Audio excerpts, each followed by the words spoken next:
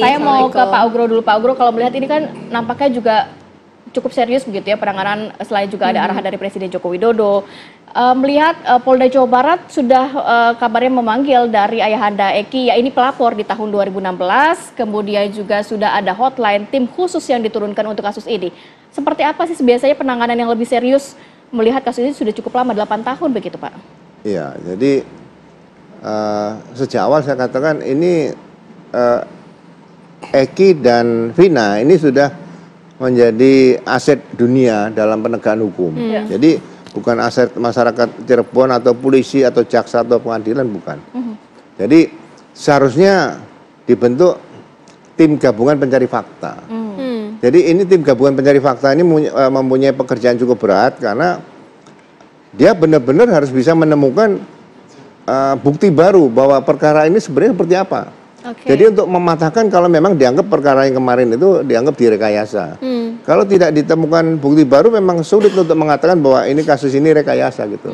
Jadi menurut saya sebaiknya kembali kepada tim gabungan. Tim khusus di Polri aja nggak cukup ya? Mungkin tim gabungan dari kejaksaan juga, dari kepolisian gitu ya Pak ya? Iya.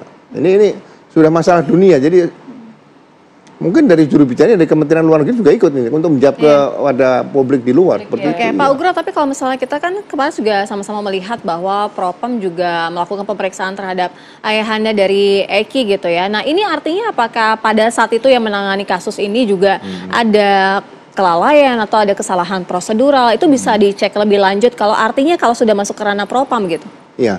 Jadi Propam juga melihat perkembangan hasil penyidikan kemudian dikaitkan dengan proses penuntutan dan proses pengadilan ya. Jadi dilihat apakah banyak pelanggaran etika profesi atau tidak. Karena Propam ini kan harus bisa juga mudah-mudahan bisa membantu pengungkapan kasus ini sebenarnya seperti apa. Karena seperti contoh misalnya gini, pada saat penangkapan kepada para tersangka waktu itu, kemudian menjadi terdakwa dan terpidana ini, apakah melalui mekanisme seperti sesuai dengan KUHAP, seperti itu.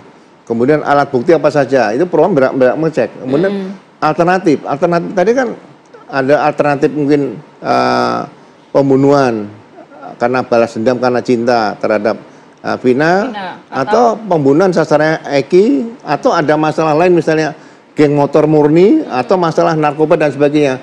Alternatif ini harus dikembangkan semua, gitulah.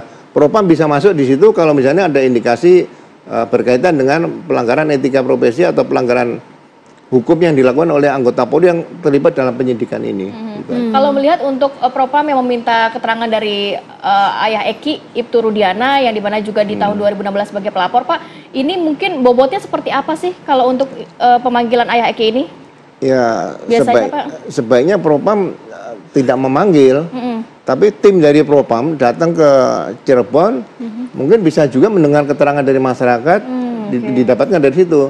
Kalau dipanggil kan satu-satu membutuhkan biaya cukup besar bagi masyarakat dan anggota sini. Ayahnya Eki yang jadi tim Propam lengkap turun ke Cirebon melakukan tugas khusus sehingga masalah pidana umum tetap dilakukan juga oleh tim khusus. Nah, masalah Propam tim khusus sehingga nanti jalan paralel.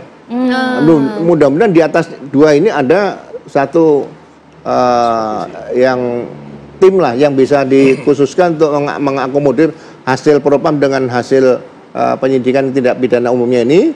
Kemudian bagaimana keputusannya dan itu ada juru bicaranya sehingga tidak bola liar seperti kita dengar misalnya ada saksi baru lagi siapa? Suroto. Suroto. Katanya TKP di jalan raya. Kemarin TKP katanya ada di kebun dan sebagainya. Ini kan sudah jelas perbedaan seperti ini kan perlu ada keterpaduan bagaimana penanganan pertama sampai dari berkas dan bagaimana penanganan para pelaku yang diduga tadi yang tidak benar itu aja. Pak Ugro, selain itu juga mungkin sedikit mengenai ada call center, ada tim khusus. Call center ini berarti menampung dari masyarakat yang mempunyai informasi begitu ya Pak? Biasanya kalau seperti ini gimana? Apakah semua ditampung oleh pihak kepolisian kemudian ditelaah, dipenyelidikan lagi?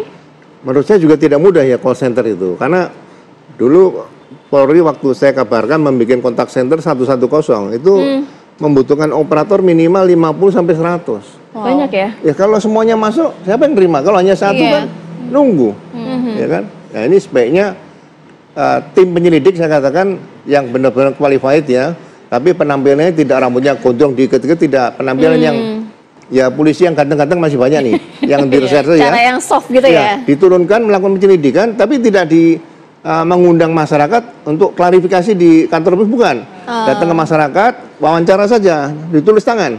Nah, setelah wawancara dibacakan, betul ini keterangan Bapak, ya Bapak juga tanda tangan, nanti saya tanda tangan. Terima kasih Pak, ini sudah memberikan keterangan kepada kepolisian. Udah, itu yang dihimpun nanti oleh tim. Oke. Nah, kalau diundang nanti harus klarifikasi, berita acara kan palingnya 4-5 jam, masyarakat juga waktu saya terganggu habis ya. itu. Oke. Kalau dari Mas Bambang sendiri melihatnya untuk kasus Vina dan Eki dengan adanya keterlibatan ataupun pemeriksaan lebih lanjut dari tim khusus juga disediakan, kemudian dari Ibtu Rudiana juga sudah diperiksa lebih lanjut mengenai di Propam itu, artinya melihatnya seperti apa? Apakah ada kecurigaan-kecurigaan ataupun ada kejanggalan bahwa pada saat itu prosedur itu ada yang lalai?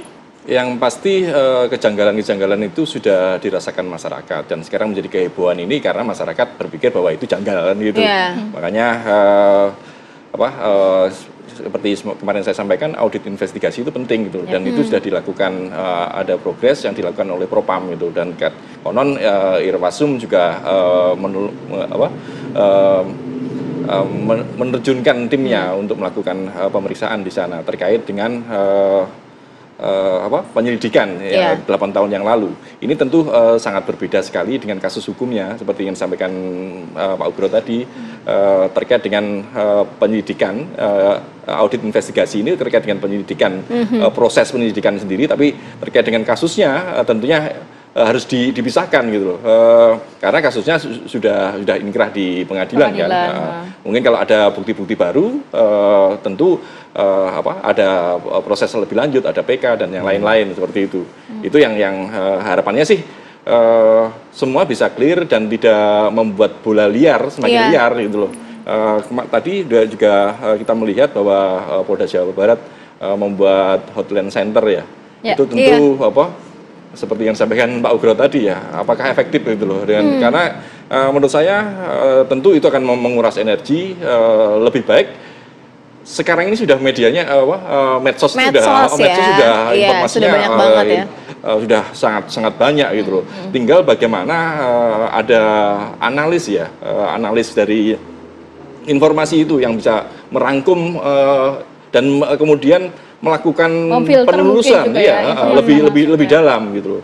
Itulah akan lebih efektif daripada membuka hotline. Jadi kalau saya melihat dengan adanya hotline ini hanya sekedar gimmick saja yang dilakukan oleh Polda Jawa Barat, itu jadi sangat tidak efektif. Makanya lebih baik ya bentuk analis data terkait dengan yang beredar di media sosial, kemudian dalami apa yang terkait informasi apa yang ada di situ gitu. Karena kalau melihat informasi yang sekarang sudah beredar banyak tumpang tindih ya. Ada saksi yang muncul, kemudian juga saksi yang berubah-ubah juga begitu ya. Berubah-ubah, terus kemudian ada yang TKP-nya juga dari berbeda dan makanya harus ada analis ya. Pak Bambang, tapi kalau catatan dari Anda sendiri, apakah memang pihak kepolisian ini saat ini Anda melihatnya hanya mengandalkan saksi-saksi yang ada, tapi untuk bukti-bukti seperti crime scientific investigation tidak digunakan, mungkin bukti CCTV, bukti hasil otopsi dan lain sebagainya. Tapi tahan dulu ya, kita akan sambung lagi di segmen berikutnya, tetap bersama kami di Apa Kabar Indonesia Pagi.